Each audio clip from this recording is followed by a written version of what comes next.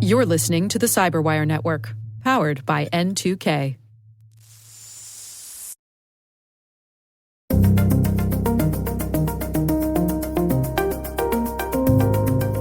The local people going after local people is actually increasing quite a bit because it's easier to learn how to do these scams now. You can buy a kit online, go on the dark web or certain Facebook group chats. You can buy a kit and learn how to scam your neighbor. Hello, everyone, and welcome to the CyberWire's Hacking Humans podcast, where each week we look behind the social engineering scams, phishing schemes, and criminal exploits that are making headlines and taking a heavy toll on organizations around the world. I'm Dave Bittner, and joining me is Joe Kerrigan from Harbor Labs and the Johns Hopkins University Information Security Institute. Hello, Joe. Hi, Dave. We've got some good stories to share this week, and later in the show, my conversation with Keith Houston. He is Chief Prosecutor for Cyber and Financial Crime at the Harris County District Attorney's Office in Houston, Texas. He is sharing some stories about scams that have come through his office, as well as advice on how to best protect yourself.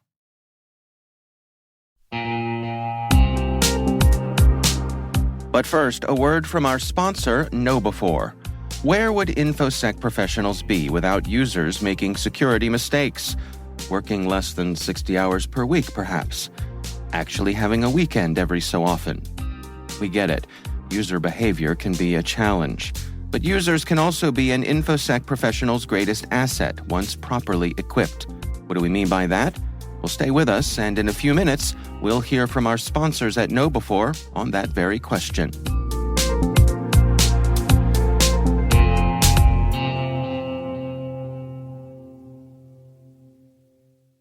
All right, Joe, before we get to our stories here, we have some follow-up. What do you got for us? Yeah, this is an interesting thing. It's scary, actually, very scary, that Neville wrote in and told us about.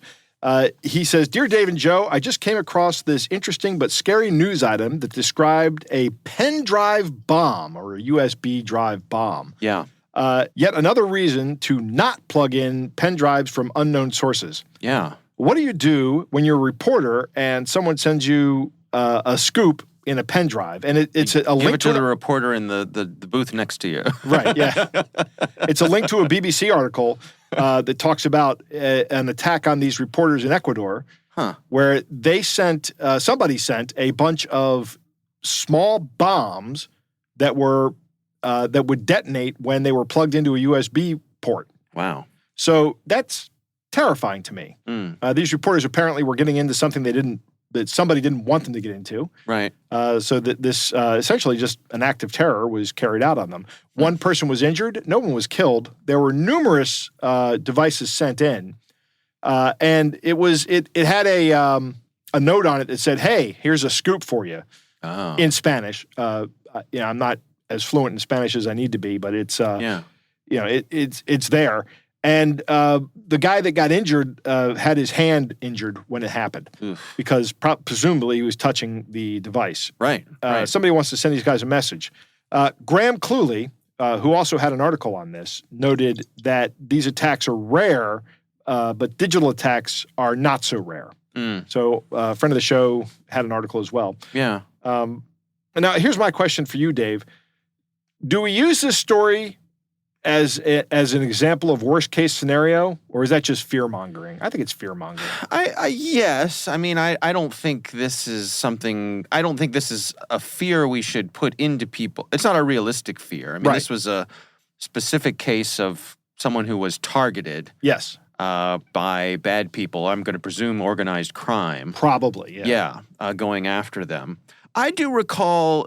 Haven't we talked about devices that are designed to just damage your computer, like they'll blow out your USB port? Yeah, that works very similarly, because what happens is when you plug a USB device in, the first thing that happens is it's supplied with 5 volts of power. Right. And there's a certain amperage limit that you have. And what these other devices did was they just charged a bunch of capacitors with that 5 volts. Oh, and I see. Even if you do that at low amperage, it's fine. But what they do is once the capacitors were filled, is they would just dump all that amperage back across the circuit board, back across the interface, I think over the data lines into the computer and either burn up the USB or possibly reach further into it's a power surge, essentially, a deliberate power surge. Huh.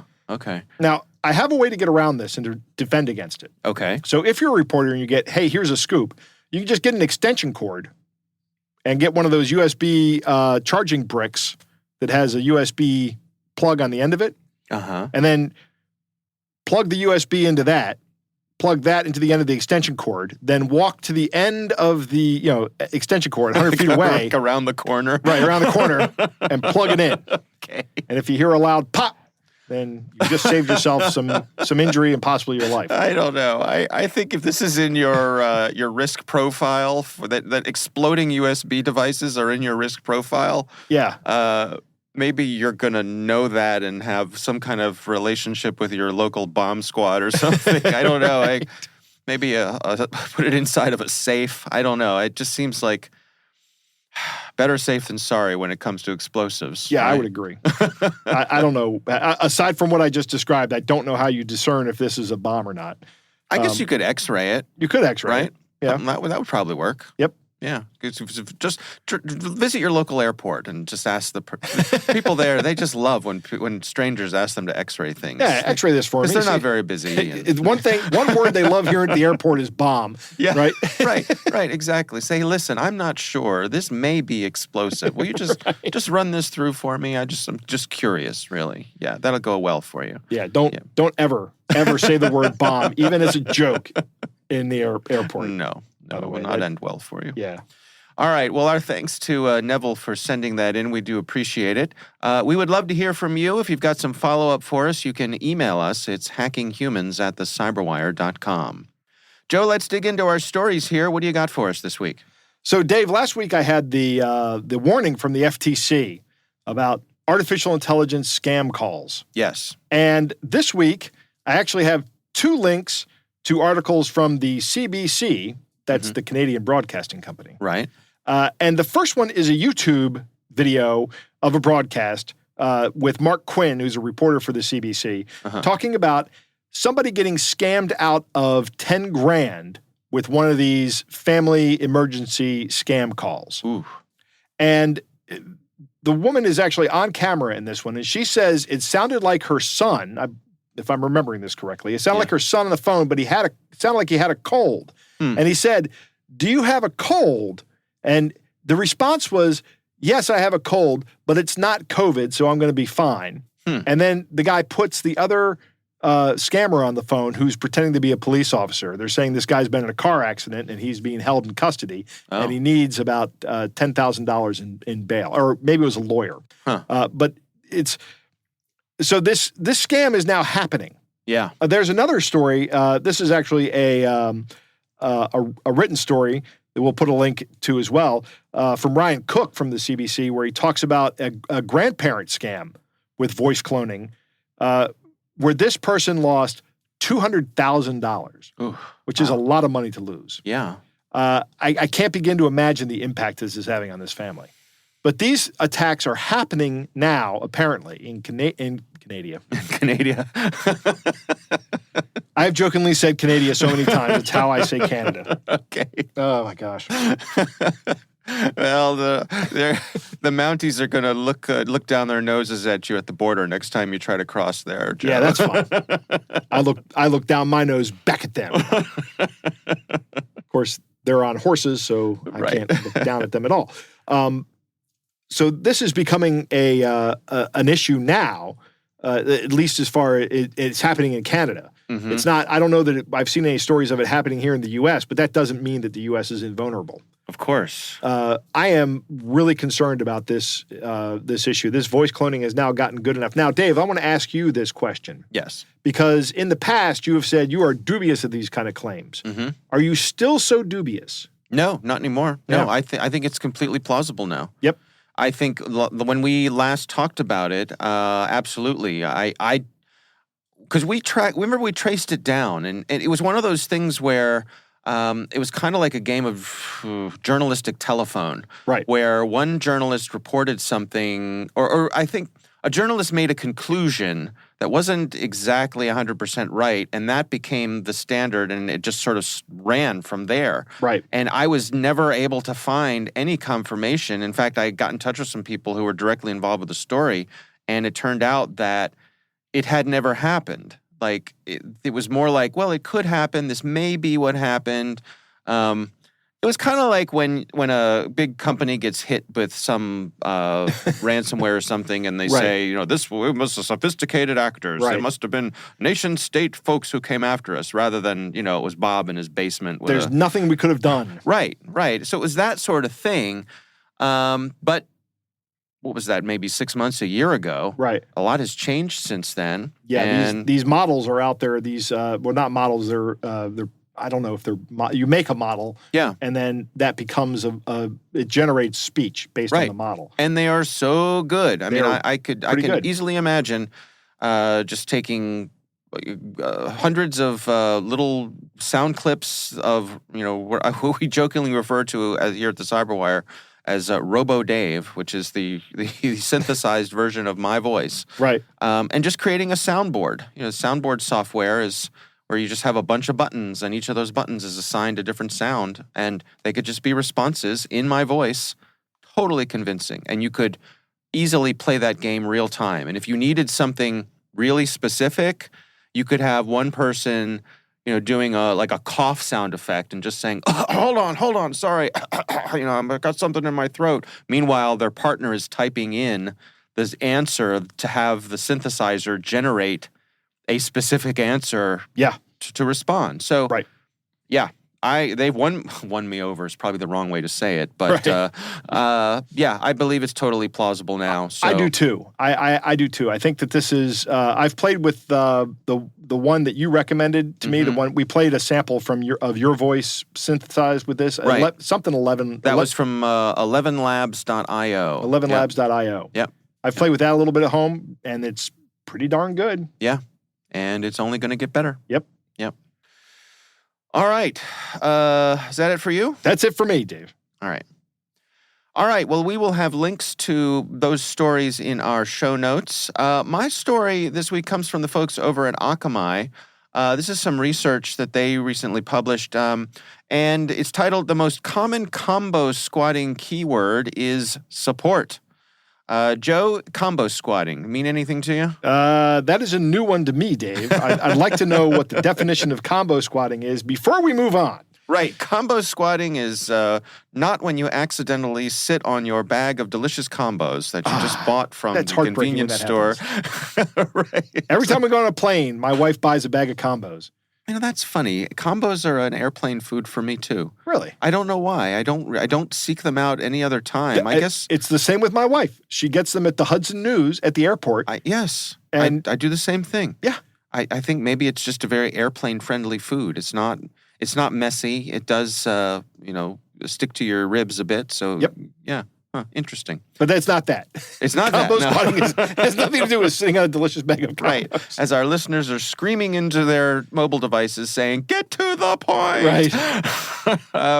So combo squatting is kind of like typo squatting, which we've talked about before. So correct. Typo squatting, you can describe that for us, Joe. Typo squatting is a great social engineering trick that relies on somebody mistyping a word. And my favorite example of this is while I was showing my boss the really cool site, this predates Facebook, highschoolalumni.com, I accidentally typed high school alumni, and if you look at your keyboard, the I is right next to the U. And that was just a site that exploded pop-ups filled with porn on my computer as my boss was standing behind me. But that's a great example of typo squatting. Yeah.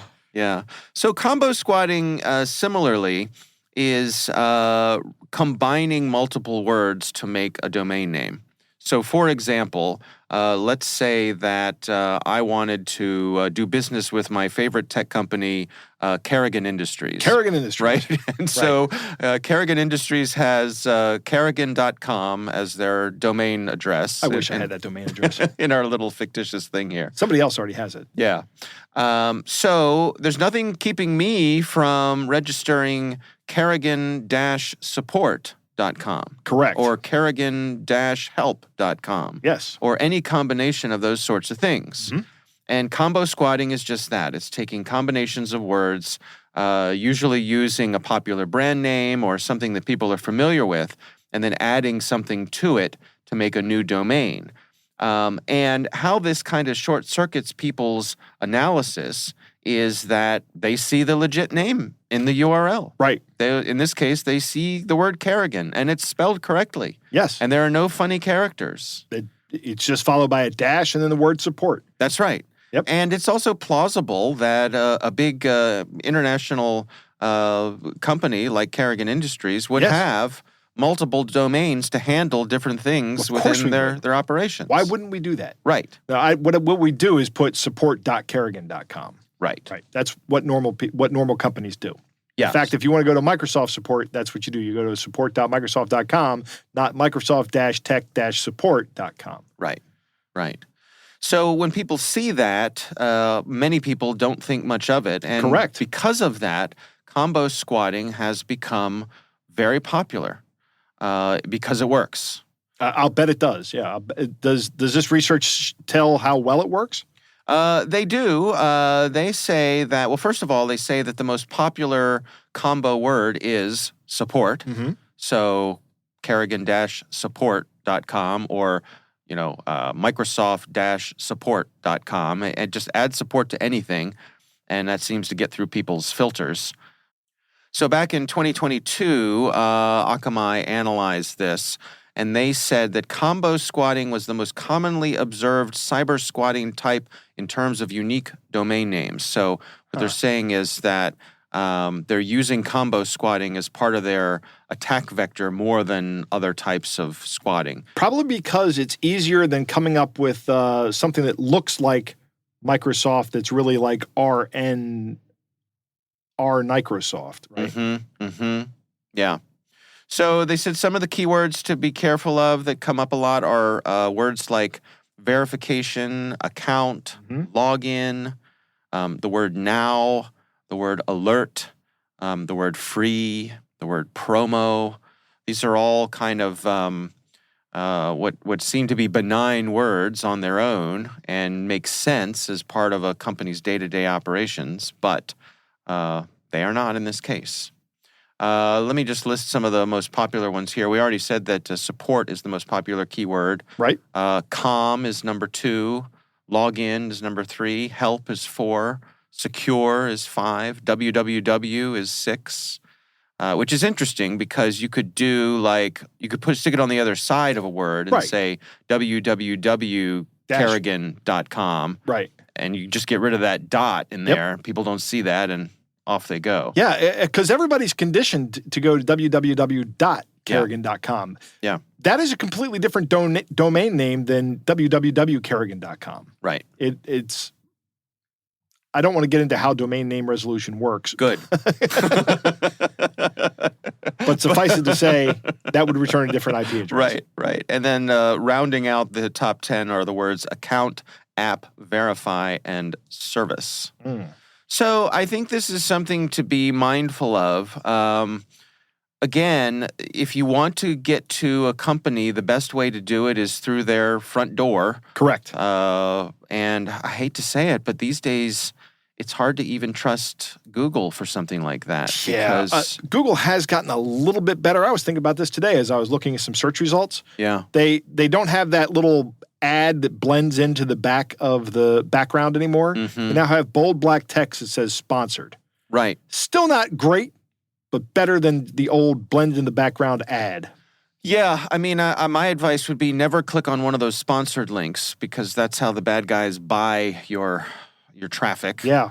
But then also just be super mindful because it's not just that they're buying the links; they're gaming the search engine optimization to get up towards the top of the listings as well. So, you just got to be vigilant. And sad to say, it's getting harder and harder because they're getting more and more clever.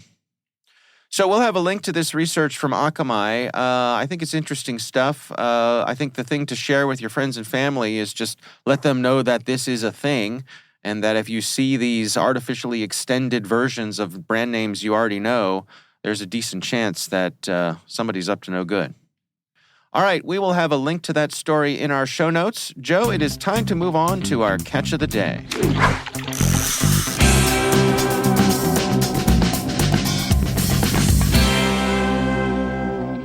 Dave, our catch of the day comes from Sean, who writes, received an email warning from HR today. I've included the full message and the image below. And the email from HR reads, several employees have reported receiving suspicious letters in the mail appearing to come from Human Resources. These letters contain a phony thank you card, a $100 gift card, as well as a USB thumb drive.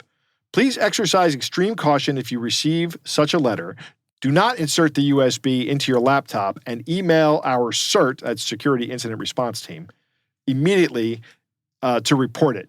And Dave, can you take a look at this picture right here? Yeah. Look at this. Yeah. So what we've got here, a number of things. First of all, our listener includes the photo includes the outside of the envelope, which has the address of the place they're sending it. Interesting to me that these scammers paid over $5 in postage to send this. That's that's an investment. The letter says at the top of it is a little card that says a huge thank you for giving your best each day, for never giving up, and for being a team player. Mm-hmm. It says as a token of our appreciation, please enjoy this gift card. It can be used to purchase items on the enclosed flash drive. Oh. Right? So that's how they get you to plug the flash drive in. Huh. So they're kind of framing it as saying, we've set up some kind of corporate store. Right. And the contents of that are on this flash drive. That's clever. Yeah. Mm-hmm. I can see how that might work. I have a couple of things I've noticed about this package. Yeah. Number one, the address that it's sent to and the return address are both the same address. Mm-hmm. Right? That tells me two things. Number one, I would be, as an employee of this company, I would be, why did they mail it? Why did they spend $5.10 to mail it to me when they could have just walked it over here? Yeah. And two, it's clear that they wanted this plugged into a corporate asset. Mm-hmm. The postmark is from a state that's about halfway across the country. Oh, I didn't notice that. That would have been something else that sent up a red flag for me, I think. Yeah. Also, I have worked at large companies, and if I ever did that again, I would be very suspicious about anything that came from HR that starts with the words, a huge thank you. Go on. I'm just a little bit bitter about HR people from large companies. Okay. It's a little cynical there. Yeah, it's a little cynical. Okay. Yeah. Huge thank you. Yeah, right. Sean goes on to say that you have to respect the creative approach and the investment on behalf of these attackers. Right. The $100 gift card is probably stolen and never activated, which is probably correct. Just taken off the shelf. Taken off the shelf, and they walk out the store with it. Right. Still, they spent $5 per attack in postage, plus whatever it cost them to buy the USB drives. Yeah. Now, this looks like a particularly cheap USB drive. Right. It might not even be a USB drive. It might be a rubber duck, which is like a fake keyboard. Yeah. That goes in and enters a bunch of commands. Yeah. Who knows? But I think you're right. It seems as though this is specifically targeting enterprise or tech organization. Well, in this case, perhaps a tech organization, but this is a way to get inside a business's systems. Right. They're just trying to get in there, and then they're going to try to do some business email compromise. I think that's the next step, because or it might be ransomware, but yeah. I don't know. I would lean toward business email compromise because that's much more profitable. Mm-hmm. Mm-hmm. All right. Well, thanks to Sean for sending this in. That is interesting for sure. Again, we would love to hear from you. Our email address is hackinghumans@thecyberwire.com.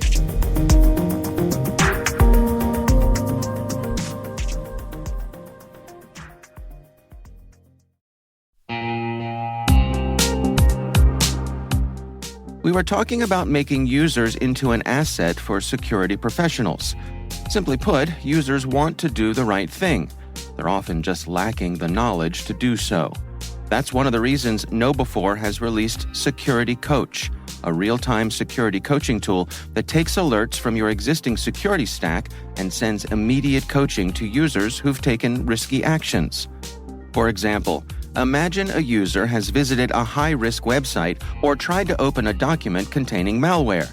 Existing security tools will likely block that action, but the user might not understand why.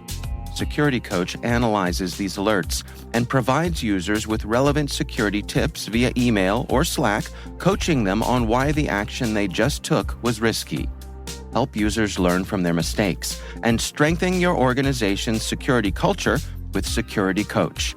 Learn more about Security Coach at knowbefore.com/securitycoach. That's knowbefore.com/securitycoach.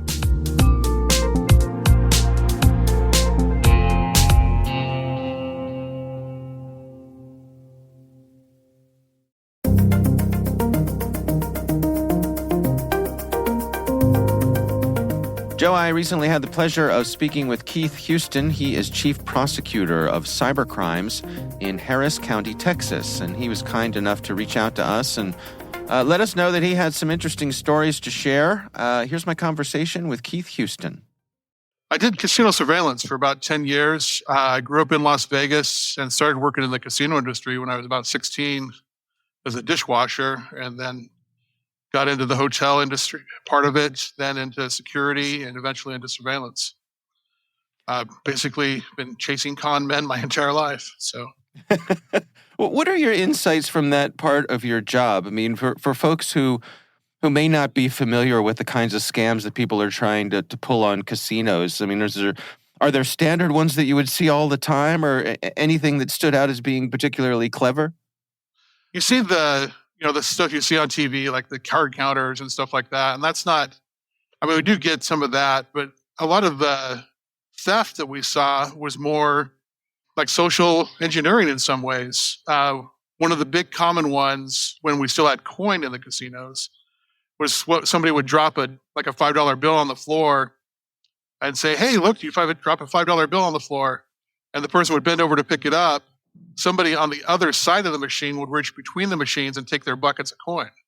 So it's just a distract and grab. But it's just a matter of applying to people's greed, I guess. Oh, look, free $5, but I just lost the money out from the slot machine. Right. So. And from your security point of view, the infamous eye in the sky, was it pretty obvious to you all when someone was working these sorts of scams? Did you just get an eye for it after a while? Yes, you definitely get an eye for it after a while. And I was lucky enough to be trained by somebody who had been working in the casino, or well, he actually was a cheater against the casinos in the 60s and 70s and got hired by the casinos to train people to catch people like himself after he got out of prison. But you do get a knack for it. One of the reasons why I think a lot of employers have procedures is when people are not following the procedures, you can notice it really quickly. When they're following the procedures, it's typically harder to steal. Yeah, that's interesting. So take us through your professional journey then. What led you to where you are today? Well, I was working in the casino industry for a long time, got married, decided to go back to school. I hadn't got my bachelor's degree. I went back pretty much just to get a degree so I could move up in the casino industry. While I was doing that, my first child was born and she had some medical complications. She's disabled, and the Las Vegas area was just not suitable for her medical needs at that time. I mean, this is about 20 years ago, so Vegas was still growing to what it is now. So I had to make a career choice of what I wanted to do. It's like, well, if I don't do this, I'd rather do some sort of prosecution. So I moved to Texas, moved to Dallas-Fort Worth area, and went to law school. Graduated in 2009, which was about the worst time you could graduate law school because of the economy. Ended up working in Amarillo for 3 years, which I loved. I loved it up there. It was lots of good people, and I got a nice taste of everything you could possibly think of under the law. Came to Houston and Harris County when a spot opened up here, mainly because my daughter's medical was better suited down here, and it's a big office where I can specialize. So what is your day-to-day like these days? What sort of things take up your time? Most days, it depends on the day. We typically go to court early in the mornings. I don't have any court scheduled for a couple hours, so I have some time available this morning. But typically, we're either doing court in the morning or sometimes we're assisting on investigations. For example, Like last week, I brought somebody in that was already charged. They came in and they wanted to talk because they realized that the people that recruited them are much more responsible than they are, and so they wanted to try and cooperate in order to get a better sentence.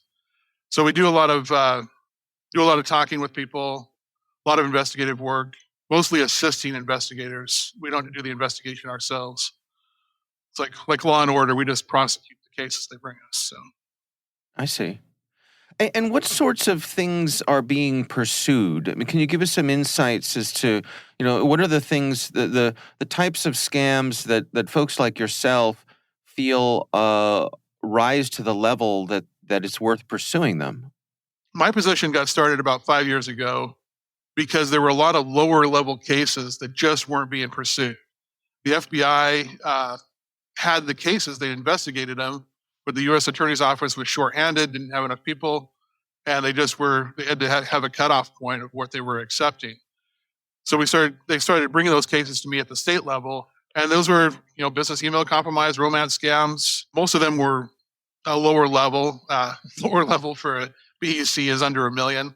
So, but in the state of Texas, any value-based crime of $300,000 or more is a first-degree felony.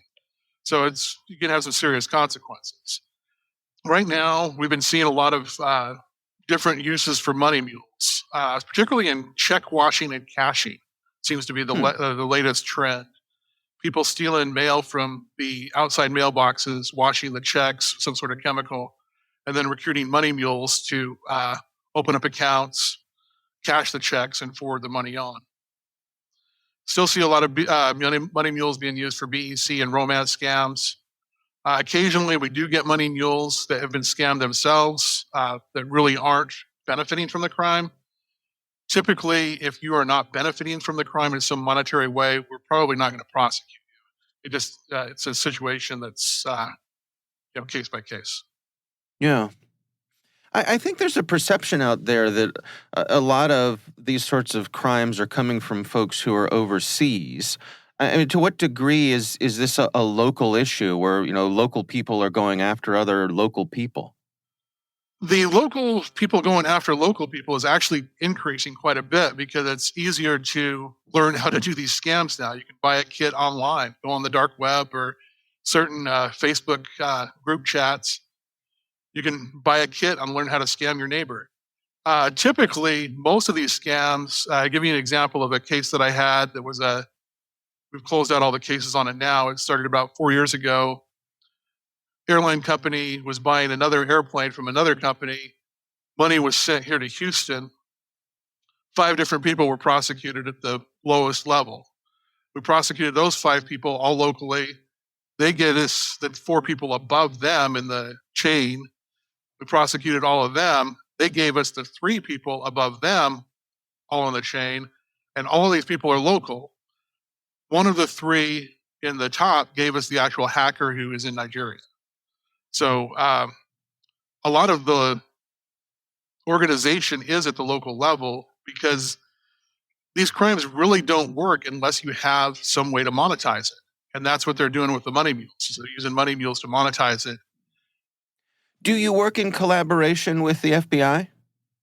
Yes. The FBI has a cybercrimes task force with the Houston Police Department where Houston police officers are embedded with them. And they bring me stuff all the time. I also get stuff from the postal inspectors, occasionally stuff from the U.S. Treasury, Secret Service. There's, I think, 82 local law enforcement agencies in Harris County. The sheriff's office, we got constables, all these little cities that have their own police departments. A lot of the smaller departments, we will help them when they get these cases because they usually get them and have no clue what they're looking at. And the FBI and Houston Police Department have been very good in assisting a lot of these lower agencies, not lower agencies, but just lower knowledge agencies. Right. In doing these scams. What about the judges? How up to speed are they when it comes to these sorts of things? Do you find yourself having to explain things, or are we at the point now where they're up to, they know what's going on? The judges are pretty savvy with the the basic knowledge. Grand juries are the most interesting because it's 12 people off the street that are sitting there in a room and they decide whether there's going to be an indictment or not. Every time there's a new grand jury, I go down and talk to them and just give them a 10-minute introduction to what I do and how it affects the community. And then I'll start going into the cases. And then, while that grand jury is in session, I'll go back to them during that time. With the judges, it's hit or miss. I mean, the vast majority of them have a good base knowledge or want to know more. There is some differences in approaches to how they handle the crimes, but generally everybody has a good knowledge of it. I see. Do you feel as though you and your colleagues are making a dent in what's going on down there? Do you have the resources you need to make a difference? Right now, we do need more resources, but it's been growing exponentially every year. When I started 5 years ago, nobody had been prosecuting the lower level offenders here in the Houston area for some time. And we actually saw a drop the first year we had this position going because people started looking elsewhere to use money mules and stuff. Of course, that only lasted about a year before the volume of cybercrime overtook it. And since then, we've stayed pretty much the same level. But in my department, we typically have, it's myself. I'm also part of the financial crimes division, which usually consists of about 15 attorneys. Right now, we're at 10 attorneys. But each one of those 10 attorneys has a case that could be considered a cybercrime. It's just taking over all of financial crimes now. There's some sort of cybercrime aspect. What are your recommendations for folks who are looking to protect themselves, based on the things that you see every day here? Are there suggestions you have for folks? Never, ever, ever accept money on behalf of somebody else. Don't let them transfer money to your bank account.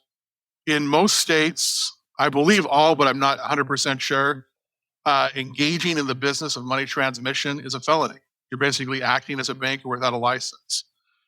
I also tell people if you get friend requests from somebody that you don't know, do a reverse image search, especially if somebody meets you on social media and then wants to get you off social media. Most social media platforms are actually decent at finding scammers. They'll usually detect somebody as a possible scammer within 3 weeks to a month and kick them off.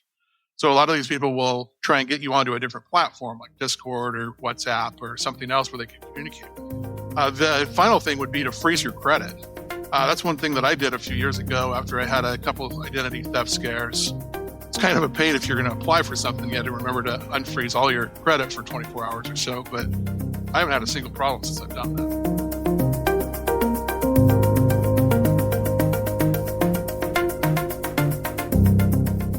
Joe, what do you think? I'm really glad Keith did this interview. Keith is actually one of my LinkedIn connections. Very nice. From a while ago. A couple episodes ago, I talked about somebody named Keith, and I didn't want to give any last names, but that was Keith Houston who sent that in. Okay. He was commenting on the scams that we didn't understand how they were going on, if you remember that. All right. He was very illuminating. Yes. But first off, and the other thing I wanted to say is that the story about how he got into his current position is very interesting. Mm-hmm. I love this, how he started off washing dishes at a casino, worked his way up into casino security, and eventually went on to get a law degree, and is now a prosecutor in Houston, Texas. Yeah. Which is great for a guy named Houston to be in Houston, Texas. Right. It's kismet. Right. I like when he's talking about the casino scams. These casino scams have a glamour to them, right? Because we all think immediately like Ocean's 11. Yeah. But they're really just the same thing as regular scams. They're just done in a casino because that's where people have money or cash or chips that are essentially the same as cash. Right. Fungible assets.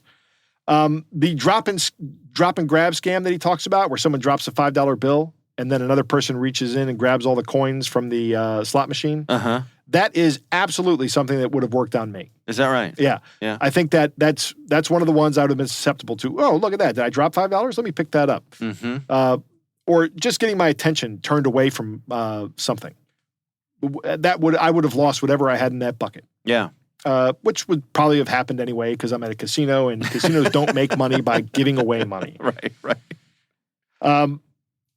Keith makes an interesting point here about people following the procedure in a casino, and that it's harder to steal when they follow the procedure, and easy to spot when they don't follow the procedure.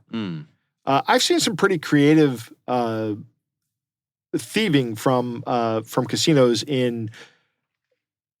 on these years ago. I think on Discovery Channel or something like that. Somebody made sleeves that fit over top of the chips. That had a different value. Oh, that's interesting. So they would put like $100 chips in to the sleeve, and then somebody would say, "Can you give me 5 $20 chips for this $100 chip?" And then they'd get back like $500 chips, and then they could do that all night. But the dealer had to be in on the scam. But so yeah, that does it. Those things are always interesting to me, and I'm always fascinated by it. Yeah, I remember I have a friend who was a banker, and there was a similar scam where people would cut the corners off of $20 bills and paste them onto dollar bills and get change from tellers that way. Really? Yeah. Huh. Yeah. Pretty awesome. Yeah. Good to know. It's interesting to hear that when Keith talks about business email compromise, that anything under $1 million is lower level in business email compromise. And that speaks to what I was saying back in the Catch of the Day, that the business email compromise is a huge moneymaker for these people. Yeah. It's big, and I'm glad to hear that it's $300,000 to become a felony in Texas. Scammers still need money mules, and that makes sense. You need to have infrastructure in the areas where you're scamming these people out of their money. However that is, you're going to need to move that money around somehow. And I'm glad to hear that they do not prosecute people who don't profit from it. Something else that he says here is that essentially all financial crime now has a cyber element to it. So it's still the same crimes.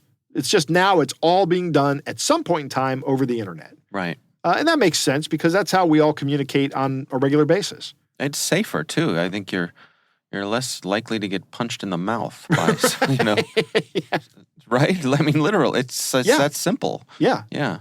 It's a good point. Yeah. I'm less likely to get arrested physically while I'm trying to perpetrate the scam. Right. Those are all valid points. Yeah. I like Keith's list of suggestions. It's only 3 that he lists out here, but never take money on behalf of someone else. That is a bad idea. If you take money, it's because of you. It's for you.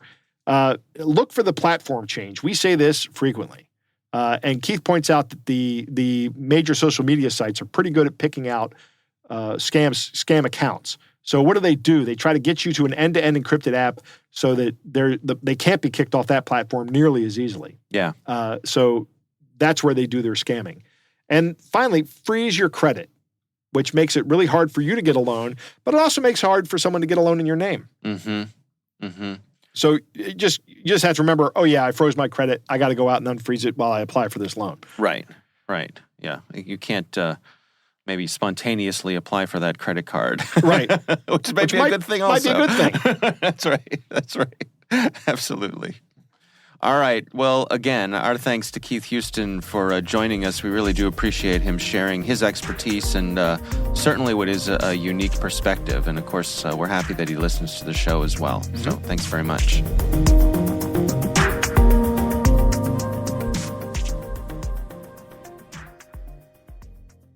We want to thank all of you for listening, and of course, we want to thank our sponsors at KnowBe4. They are experts in helping users do the right thing through new school security awareness training.